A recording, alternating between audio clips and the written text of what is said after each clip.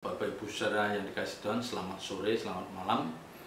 Hari ini Selasa tanggal 3 Agustus ya, kita persiapkan hati kita untuk kita belajar sebagian kebenaran firman Tuhan. Mari kita awali di dalam doa. Segala puji, hormat, syukur kami naikkan ke hadirat-Mu, Bapa yang kami sembah, kami agungkan, kami tinggikan dalam nama Tuhan Yesus Kristus. Kami bersyukur atas penyertaan dan pemeliharaan-Mu sepanjang hari. Terlebih Engkau mencukupkan segala keperluan kami, dan kami boleh menikmati pemeliharaan-Mu yang begitu indah. Sebentar kami hendak belajar sebagian kebenaran firman-Mu. Urapi hamba-Mu, buka ungkapkan rahasia firman-Mu, singkapkan kebenaran-kebenaran-Mu. Jadikan sore hari ini menjadi sore yang penuh berkat bagi setiap kami anak-anak-Mu. Terpuji nama-Mu kekal selama-lamanya. Dalam nama Tuhan Yesus Kristus kami serahkan pemberitaan firman pada sore malam hari ini dalam tangan kasih-Mu. Haleluya. Amin. Bapak Ibu saudara yang dikasih Tuhan, sebagai orang percaya yang sudah bertahun-tahun dan kita sudah diperkaya dengan kebenaran-kebenaran firman Tuhan yang sangat luar biasa ya, kita harus menemukan satu titik ya, kita harus menemukan, setiap kita harus mencapai satu titik, yaitu kematangan rohani ya, kematangan rohani. Dan ini penting ya, ini penting. Orang-orang percaya yang sudah matang rohaninya dengan kualitas batinnya yang bisa dibanggakan, mereka tidak mudah jatuh, mereka tidak mudah goyah oleh keadaan sekitarnya ya. Apapun yang terjadi dalam hidupnya, selalu ada jalan keluar bagi orang-orang seperti ini ya. Karena orang-orang yang sudah matang rohaninya, yang sudah bertumbuh rohaninya, mereka adalah orang-orang yang sudah berjalan bersama Tuhan. Dan orang-orang seperti ini ketergantungannya kepada Tuhan begitu kuat ya. Sebaliknya, orang percaya yang belum matang rohaninya, jadi rohaninya tidak mengalami pertumbuhan seperti yang seharusnya, mereka akan menjadi orang-orang yang labil ya. Mereka akan menjadi orang-orang yang mudah terpengaruh oleh keadaan sekitarnya. Mereka tidak kokoh ya. Dan kalau mereka tidak berhati-hati dan dia tidak segera berbenah, mereka akan menjadi orang-orang percaya yang oportunis. Dan ini yang seringkali kita temukan. Orang-orang percaya yang oportunis adalah orang-orang percaya yang selalu menantikan, mengharapkan keuntungan bagi dirinya dan orang-orang yang dikasihinya ya. Dia selalu bagaimana dia bisa mendapatkan keuntungan dari satu peristiwa ke peristiwa, dari satu kegiatan-kegiatan, bisa dia berpikir seperti itu. Padahal mestinya tidak boleh. Kalau kita sudah terjun dalam pelayanan dan masing-masing kita mengemban misi Tuhan, jadi kita merasa bahwa misi Tuhan itu ada di pundak kita, kita sudah tidak boleh berhitung untung rugi ya. Jadi kita jangan berhitung ya, mengkalkulasi untung rugi dalam pelayanan ini. Jangan sampai seperti itu ya. Kalau sudah orang percaya sudah mulai ada memikirkan ke arah sana, wah sudah ini membahayakan. Ini membahayakan. Nanti dia satu saat dia akan terpleset dan dia bisa dipermalukan karena kecerobohannya ya. Maka di depan saya katakan, kita harus pada satu titik tertentu kita menemukan satu yang dikatakan matang, kematangan dalam rohani ya, jadi kita kokoh. Nah, orang-orang seperti ini yang tidak perlu dikhawatirkan. Kemanapun dia diutus oleh Tuhan, kemanapun dia dipercayakan untuk mengemban misi Tuhan, dia tidak mungkin dia akan mengorbankan integritasnya. Dan ini penting Bapak Ibu saudara ya, terlebih dalam kondisi seperti saat ini ya. Hampir semua orang mengeluh, hampir semua orang merasakan betapa beratnya hidup ini dengan pandemi COVID-19 ini ya, yang selalu saya katakan untuk hidup normal pun itu sulit Ya, bukan berlebih, untuk yang normal pun kita sulit, apalagi kita mengharapkan yang berlebih. Tetapi Bapak Ibu Saudara dan saya, kalau memang kita adalah orang-orang percaya yang sudah memiliki kematangan ini, kita tidak akan goyah. Kita tetap mempercayakan semuanya di tangan Tuhan. Ya, kita terus bergantung dan semakin bergantung pada Tuhan, bukan pada manusia. Ya. Saya mengatakan hal ini karena saya merasakan ada saatnya Bapak Ibu Saudara dan saya itu sama Tuhan diizinkan, dibawa dalam suatu peristiwa, dalam satu momen, di mana momen itu kelihatannya membuat kita bersukacita, ya, kelihatannya membuat kita ada sedikit kebanggaan. Tetapi di balik itu sebetulnya kita seperti berjalan di tempat yang licin. Artinya kalau kita tidak berhati-hati, kita akan tergelincir dan kita jatuh. Dan orang akan melihat ketika kita jatuh, orang akan melihat dan mereka akan mengatakan, oh ternyata cuma segitu ya kualitas rohani kamu. Nah, ini yang menakutkan. Orang akan menilai seperti itu ketika kita jatuh. Orang akan mengatakan, oh cuma segitu ya nilai rohanimu, kualitas rohani cuma segitu. Nah, ini jangan sampai terjadi dalam hidup Bapak Ibu Saudara dan saya. Maka saya katakan, seringkali justru ketika Tuhan membawa kita dalam kondisi, dalam situasi yang kelihatannya secara kasat mata itu suatu posisi atau suatu keadaan yang nyaman, ya, yang nyaman dilihat secara kasat mata, secara manusia, kacamata manusia normal, wah nyaman. Tapi justru di balik itu sebetulnya kita sedang dalam memasuki ujian yang berat. Yang saya katakan seperti kita dalam berjalan dalam jalan yang licin yang memungkinkan kita jatuh. Nah, ini kita harus berhati-hati. Kita harus berhati-hati karena siapapun kita, siapapun Bapak Ibu Saudara dan saya, bahkan seorang pendeta besar hamba Tuhan yang dipakai Tuhan pun bisa jatuh dalam hal ini. Ya. Kalau kita membaca di dalam Amsal pasal 23, Amsal pasal 23 ayat 1, bila engkau duduk makan dengan seorang pembesar, perhatikanlah baik-baik apa yang ada di depanmu. Taruhlah sebuah pisau pada lehermu bila besar nafsumu. Ya. Jadi ini kan berbicara tentang seseorang yang diizinkan, diberikan kesempatan, dia ada bersama seorang pembesar. Ya, orang pembesar itu bisa macam-macam. Mungkin dia seorang yang memang sukses di bidangnya dan dia diberkati secara jasmani dan dia menjadi orang yang kaya raya. Ya, yang sering orang katakan uangnya tidak berseri, artinya masalah uang itu sudah tidak masalah lagi. Atau ya, seorang pembesar ini ada seorang yang memiliki kedudukan yang tinggi. Misalnya dia seorang pejabat tinggi negara. Ya, dia seorang CEO. Ya, CEO pimpinan perusahaan raksasa, atau bahkan mungkin dia pemilik perusahaan besar. Nah, kita diizinkan duduk makan dengan seorang pembesar. Ya. Nah, ini kan dilihat dari kacamata jasmani kan, waduh hebat ya, Bapak itu bisa kemana-mana berjalan dengan orang hebat, seorang pembesar. Ya, semua orang tahu bahwa dia uangnya tidak berseri.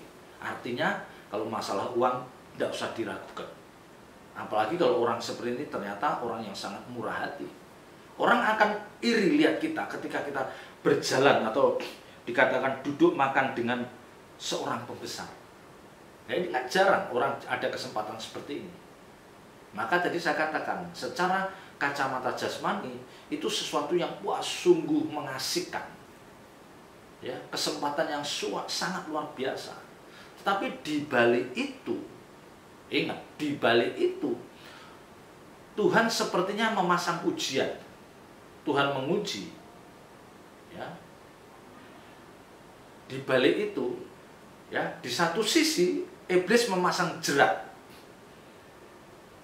Ya, karena dalam setiap kita menghadapi menghadapi momen atau peristiwa seperti itu, dan itu diizinkan Tuhan, Tuhan menganggap bahwa itu adalah ujian bagi Bapak Ibu Saudara dan saya sebagai orang percaya.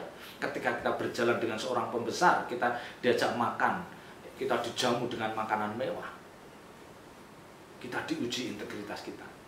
Tapi di satu sisi iblis memasang jerat, ya itu bisa jerat.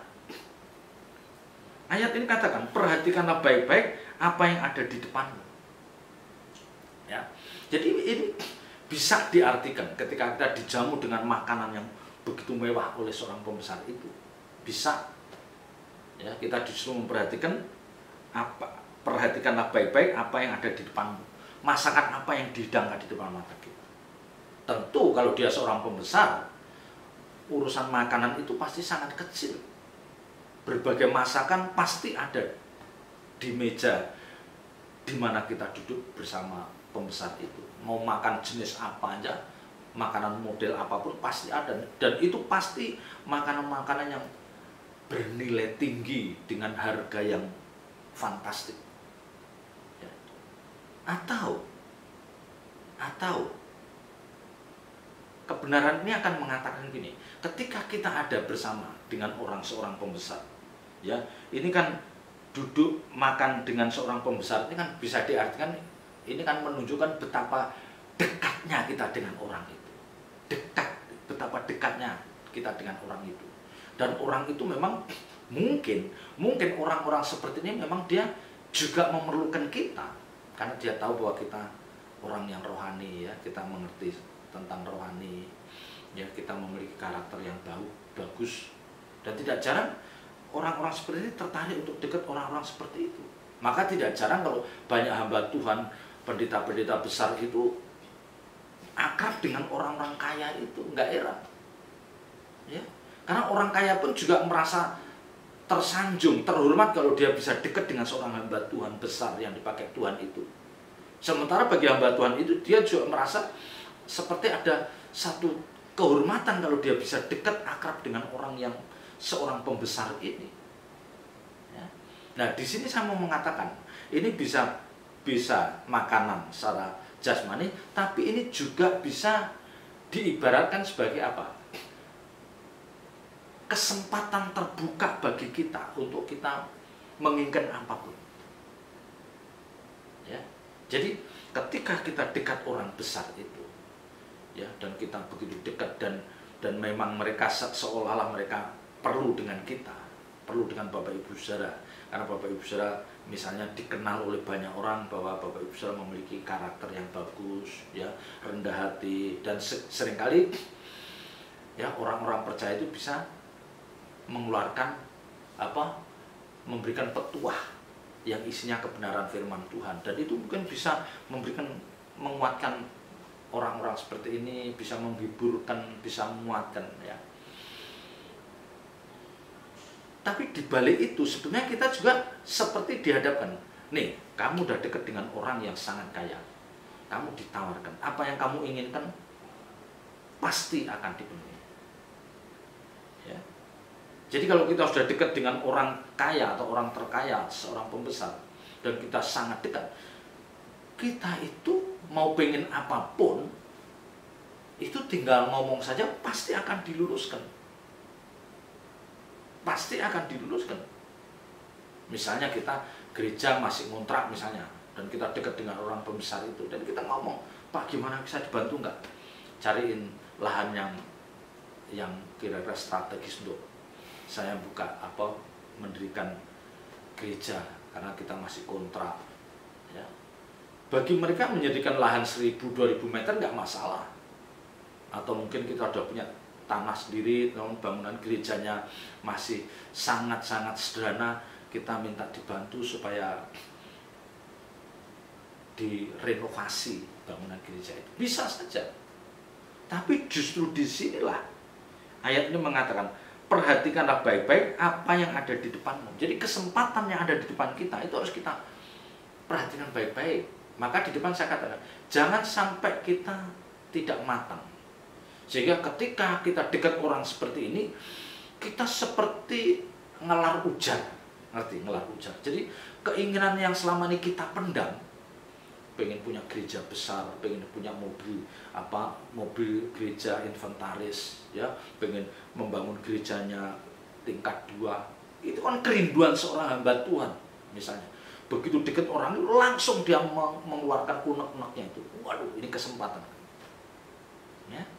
Nah ini yang membahayakan, ya. Maka dikatakan taruhlah sebuah pisau pada lehermu bila besar nafsumu, ya. Jadi kalau Bapak Ibu Saudara merasa bahwa waduh kok saya hampir tergoda nih misalnya, ya, waduh ini saya bisa tergoda nih terlalu dekat dengan orang kaya ini, dan kelihatannya orang kaya itu memang pembesarnya memang dekat sama saya misalnya. Ayat ini mengatakan taruhlah sebuah pisau pada lehermu bila besar nafsumu. Jadi kita harus menggorok diri kita sendiri supaya kita tidak mengumbar nafsu kita, ya. Jadi ini yang menaruh kita, yang menggorok itu kita. Jadi nafsu itu yang mematikan kita sendiri, bukan orang lain. Taruhlah sebuah pisau dalam lehermu, kan jelas. Taruhlah sebuah pisau pada lehermu bila besar nafsu. Jadi kalau kita ini sadar bahwa kita ini orang-orang yang masih banyak keinginan, pengen ini, pengen itu, ya, bukan hanya masalah jasmani, tetapi juga kehormatan dan banyak hal. Ya, tentu tidak ada orang itu tidak punya keinginan, tidak mungkin.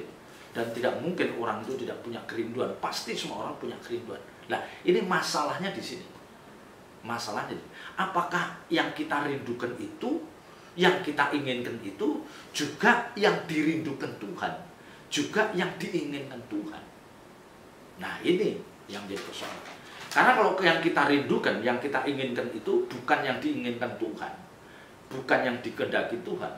Kalau itu tetap kita lakukan, itu membuat Tuhan tidak nyaman. Ya, jadi ketika kita dekat seorang pembesar yang sangat bisa membantu kita, dan kita ternyata tidak bisa ngontrol, dan kita ngomong, oh tolong saya dibantu ini, dibantu ini, dibantu itu. Ya, belum lagi nanti ada keluarganya, misalnya anaknya, menantunya, oh tolong ini cariin kerjaan. Ya, ini kan mungkin, dan ini mungkin sekali dilakukan oleh seorang hamba Tuhan. Karena memang kita ini sedang dekat dengan seorang yang memiliki kemampuan, baik finansial maupun kekuasaan. Nah ini yang saya katakan, ini dilihat dari kacamata orang dunia, ini menggiurkan. Tapi dilihat dari kacamata kebenaran, justru disinilah ujian. Kita bagaikan berjalan di jalan yang licin.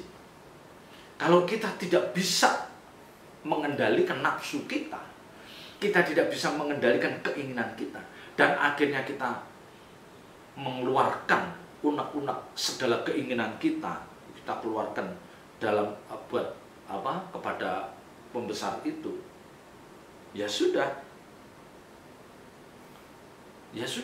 orang akan menilai kita. Orang akan melihat, aduh, bapak itu dia menggunakan kesempatan. Ya, menggunakan kesempatan. Dan jangan salah, nanti pembesar ini pun kalau yang kita sampaikan itu tidak masuk akal dalam benak orang kaya ini, dia juga jadi menilai kita. Ya, misalnya nih, kita rumah aja di gang, ya, yang mobil nggak masuk, terus kita minta mobil, ya, kita misalnya minta mobil, ini kan nggak masuk akal lah, rumahnya aja, mobil aja nggak masuk kok. Misalnya begitu, misalnya. Karena apa? Permintaan-permintaan kita yang kita sampaikan kepada orang ini, ya memang akan diluluskan, tapi di balik itu dia akan menilai kita. Oh ternyata ini. Nah kalau ini seorang hamba Tuhan, seorang pendeta besar misalnya, ya, dia dia menyampaikan apa yang jadi kerinduannya dan itu ternyata bukan seperti yang Tuhan kehendaki, akhirnya dia hanya apa? Hanya ingin menikmati keindahan dunia ini. Dia terpancing oleh jerat iblis itu. Dikirim orang kaya untuk dekat dengan dia. Lah ini yang membahayakan Bapak Ibu Saudara, ini yang membahayakan. Maka di depan saya katakan, orang-orang yang belum matang rohaninya, ketika menghadapi momen seperti ini, dia akan jatuh. Akhirnya apa dia? Akhirnya dia nggak sibuk mencari Tuhan, dia nggak sibuk bagaimana membenahi hidupnya, tapi sibuk mengatur agenda. Ya, setelah sama orang kaya suruh cari tanah Pak 3.000 atau 2.000 untuk gereja. Dia sibuk, semua dikerjakan diri. Ya, semua dikerjakan diri yang akhirnya justru menghambat persekutuannya dengan Tuhan justru terganggu. Lah ini masalahnya. Ini masalahnya. Maka dikatakan di sini, ya, taruhlah sebuah pisau pada lehermu bila besar nafsumu. Jadi kita yang harus menggorok di leher kita sendiri, kita yang harus bisa menahan nafsu. Ya, kita tetap harus minta pimpinan Tuhan. Kalau Tuhan tidak mengatakan kita harus menyampaikan kebutuhan kita, ya nggak usah kita sampaikan. Itulah beratnya orang percaya. Ya, dikatakan jangan ingin akan makanan yang lezat, itu adalah hidangan yang menipu. Itu hidangan yang menipu. Ya, ini bisa dikatakan jangan kamu ingin ini ingin itu, sebetulnya menipu. Artinya menipu itu apa? Itu nanti akan membuat saudara, ya, menjadi tidak fokus. Contoh misalnya, ya, seorang hamba Tuhan yang tidak terbiasa punya mobil, ya, terus kasih mobil. Ya. Udah tuh mobilnya yang cukup mewah. Nah nanti karena dia tidak siap rohaninya, nanti bisa aja istri dan anak-anaknya terganggu. Nanti acara libur tanggal merah udah ngejak bapaknya ini, padahal dia seorang gembala, seorang pendeta, yuk Pak nanti liburan ke sana. Ya, nanti dikemas dengan acara retreat lah apalah. Tapi intinya ingin menikmati kenyamanan itu dengan fasilitas yang ada itu. Dan ini yang dikatakan ini menipu. Artinya apa? Yang membuat kita itu nanti tidak mencapai sasaran yang dikehendaki Tuhan. Fokus kita menjadi meleset. Ya. Kalau toh ini diartikan makanan jasmani, kalau kita makan dengan lahapnya kita tidak bisa rem, makanan itu akan mendatangkan sakit penyakit dalam hidup, dalam badan kita. Karena kita makan tidak terkontrol, akhirnya kita menjadi sakit, tidak sehat. Sama kalau itu diartikan makanan jasmani. Tapi kalau itu diartikan sebagai kesempatan untuk kita memiliki sesuatu, ya, jadi apa yang ditawarkan seorang pembesar ini, itu akan bisa justru menjerat orang-orang percaya seperti itu. Dan kenyataannya Bapak Ibu Saudara, kenyataannya kita tidak menutup mata. Banyak anak-anak Tuhan yang dulu hidupnya sederhana, ya, gajinya cukup saja, ya,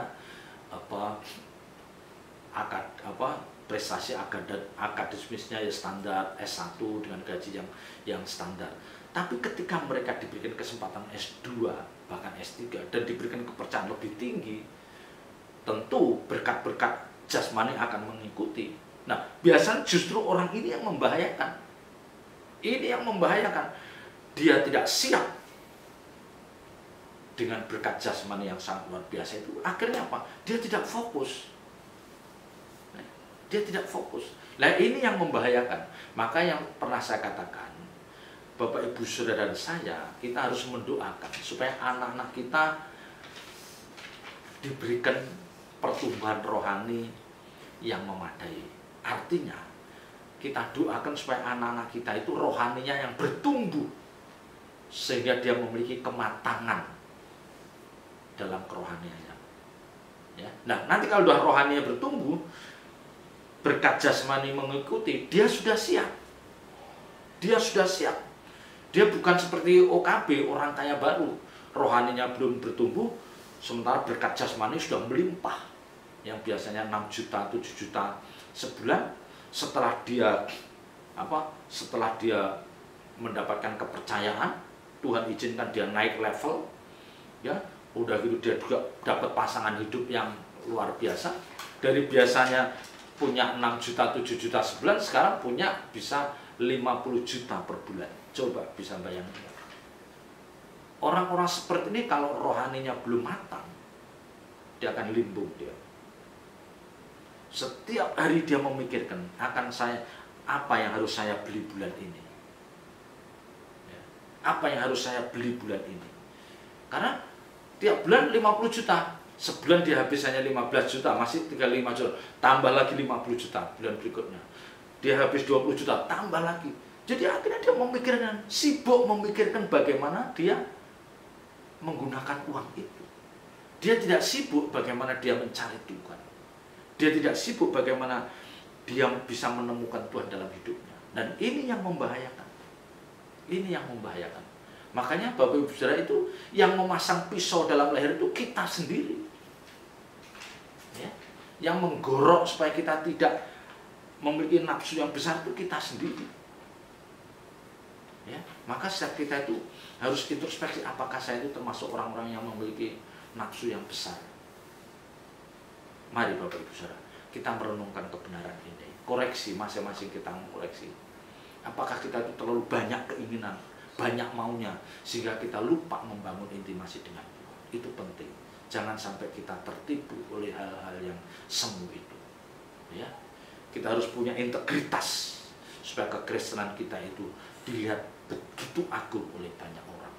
Ya, selamat berjuang. Tuhan Yesus memberkati. Mari kita tutup dalam doa.